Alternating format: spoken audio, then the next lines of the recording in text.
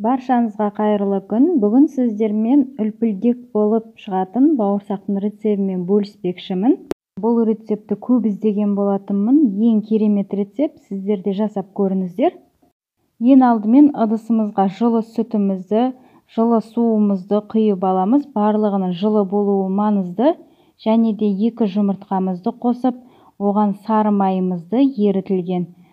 Және де үстіне қаймақ немесе майонез қоссаңыздар болады. Барлық керек заттардың мөлшерін описание бөліміне толықтай жазып қоятын боламын.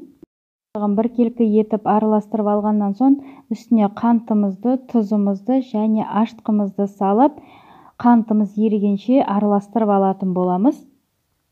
Қантымыз еріп бір келкі болғаннан кейін мастымыздың үстіне біртіндеп ұнымызды сала бастаймыз. Ұнды алдын ала електен өткізіп алыңыздар. Ішіндегі ең құпиясы осы ұнның електен өткізілгені болып есептелінеді.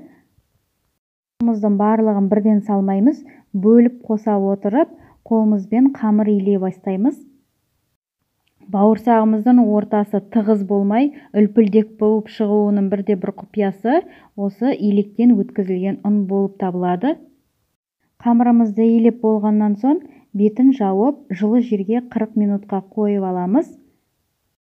Достар, менің қазақша контентті каналымды қолдап, пікір қалдырып, тіркеліп қоюды ұмытпаңыздар. Видеода көріп тұрғандарыңыздар 40 минуттың шамасында қамырымыз осылай 2 есеге ұлғайып көтеріледі. Соны қолымызбен басып, тағы да бетін жауып 30 минутқа қойып аламыз. 30 минут өткеннен соң қамырымыз дайын болды. Үстіне ұнымызды сеуіп жіберіп, өзі майға қуырылатын болғандықтан ешқандай май қолданбаймыз. Қолымызбен қамырмен жұмыс жасай бастайтын боламыз. Видеодағыдай қамырымызды ыңғайға келтіріп, оқтаудың көмегімен жайып алатын боламыз.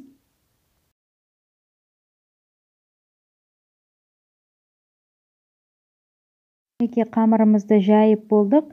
Енді осындай дөңгелек ыдысымызбен формасын келтіріп алатын боламыз. Ондай форма болмаса, күнделікті 4 бұрышты етіп турай берсеңіздер де болады. Артық қамырларды жинап алып, оны керіден жазып алып, бауырсақ ететін боламыз.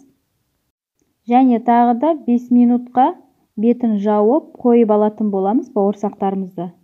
Майымызды алдын ала қыздырып аламыз, және де жай отта пісіретін боламыз. Сол кезде ортасы көтеріліп, әдемі болып шығатын болады.